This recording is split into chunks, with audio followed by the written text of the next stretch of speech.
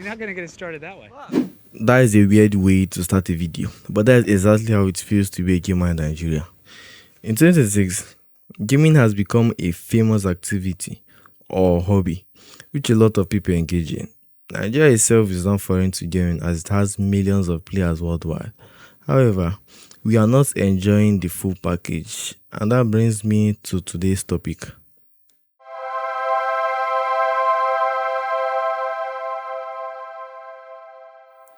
Hello, my name is Kingsley, and today I'll be going through the elements or sources of the bad gaming experience in Nigeria. There are four main elements: fire, water, earth, and wind. No, I'm just kidding. There are actually five, and the first is not a physical limitation but a socio cultural one, which is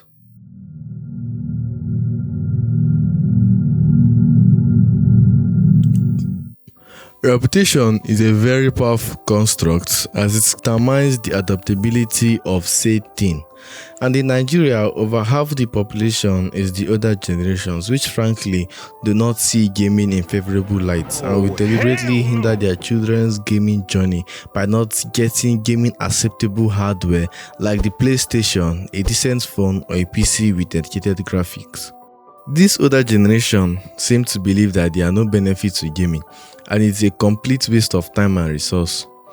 Professions like content creation, streaming, or a professional gaming career is seen as unachievable and unprofitable.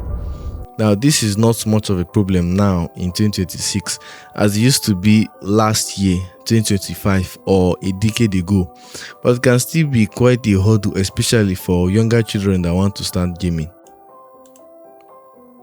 Now you've steeled yourself and decided to go on this journey, and you are met with the first actual problem or question: what will I use to play games? To start your gaming journey, the first step is obviously to get a gaming hardware. There are several platforms one could game on: the simple consoles, the portable mobiles, or the ever complicated PCs. And they are not equally but still difficult to get. Which brings us to number 2.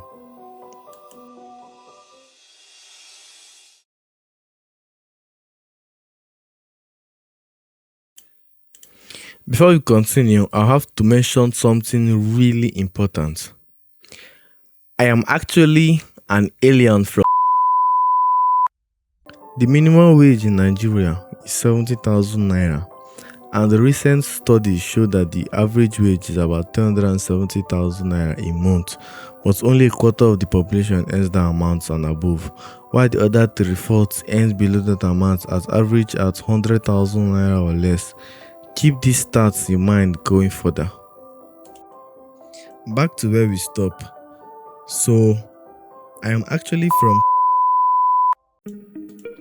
To get a decent gaming phone that can run modern games, we'll have to spend at least 250,000 naira, and to get a modern console is to spend 250,000 naira to 750,000 naira. And for the ever complicated PC, the situation is complicated. Most people only have access to older PC hardware, and even then, it doesn't come at a cheap price. For example, a laptop with just integrated graphics, 8GB DDR3 RAM, and Core i5 5th generation CPU is the average PC specs here in Nigeria, and that costs 250,000 naira to 300,000 naira, and that can't run any games at 720p. To run modern games of the last decade at 720p low settings, minimum of GTX 1060, and that will cost at best 650,000. Too much technical stuff and numbers, so I'll summarize all this info. Please relax and watch the magic happen.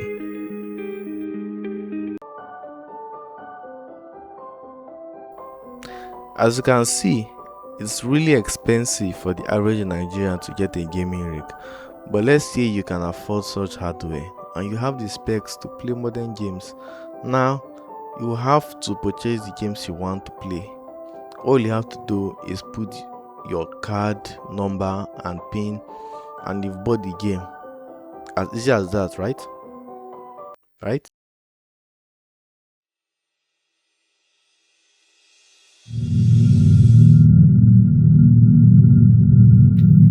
Another day, another hurdle to face.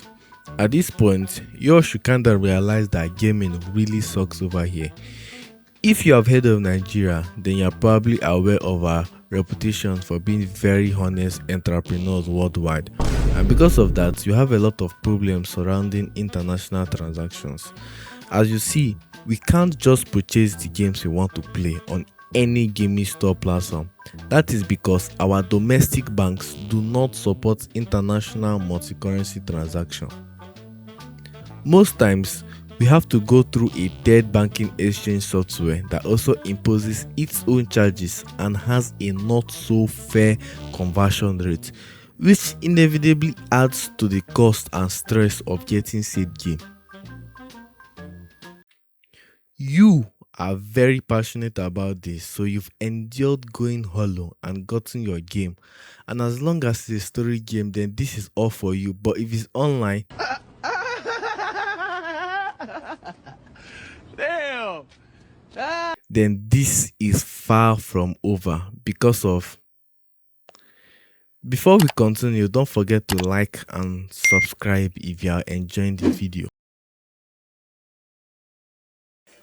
And now for the most famed and notorious reputation that Nigerian gamers have garnered over the years, with the sole exception of shouting and cursing.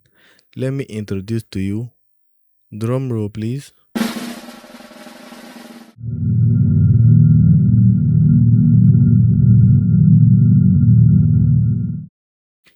As we all know, at least the one who play games online, you may have met or befriended one or two Nigerian players, so this may not be new to you. They always seem to complain about high ping and bad internet connection.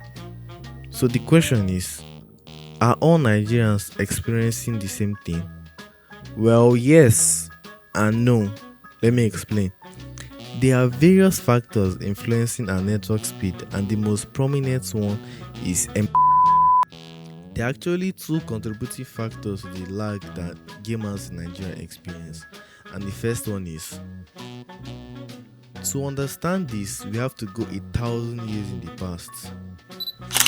In the beginning, there were four giants that gave or provided internet to all of Nigeria: MTN, Airtel, Glo, and Nine Mobile.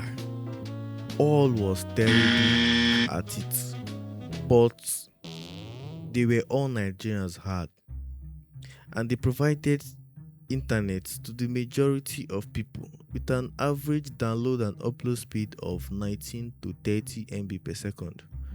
With that speed, getting 30 or 80 ping should be achievable, right? But it's not. That's because of the second factor.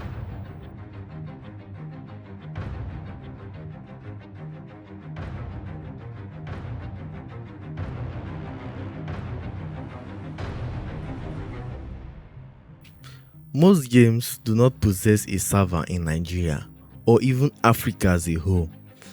And to play multiplayer games is to connect to server. And since Nigeria or Africa do not have any game server, we would have to connect to foreign servers like European server, American server to play our favorite games like PUBG, Call of Duty. And due to the distance, we have higher ping, and you also have to factor in our not so fast internet speed.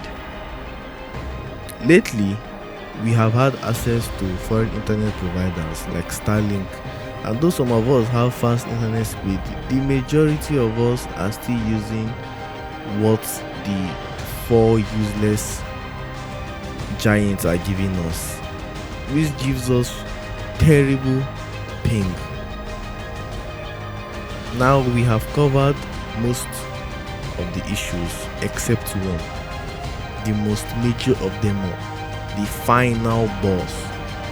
Of every Nigerian can agree that this can and will and do change the dynamics of gaming as a whole in Nigeria, which is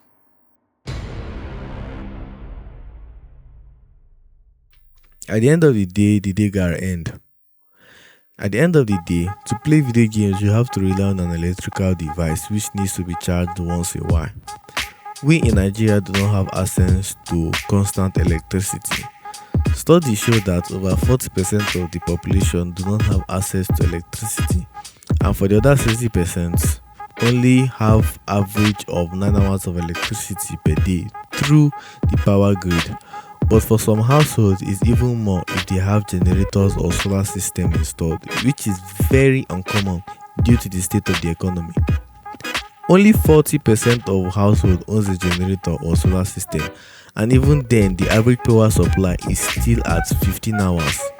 Not so bad for mobile users, but for PC and console, we just have to live in fear that that may happen anytime.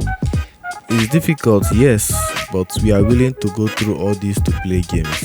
And to be honest, there's not much we as individuals can do to make the situation any better. This video was made to show the struggles we face to play games, at least in Nigeria. If you think I forgot anyone, feel free to comment it. And for non-Nigerians, what factors hinders gaming in your own country or household? That is all for today, folks. If you'd like to watch more Nigerian related videos, subscribe to my channel. Bye. Now, get out of here. I'm done. Finally. God.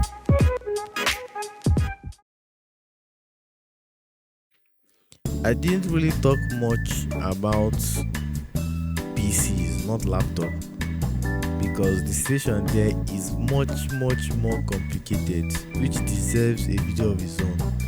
And I'll be creating that in the next, I don't know. But that is it. Bye for real now.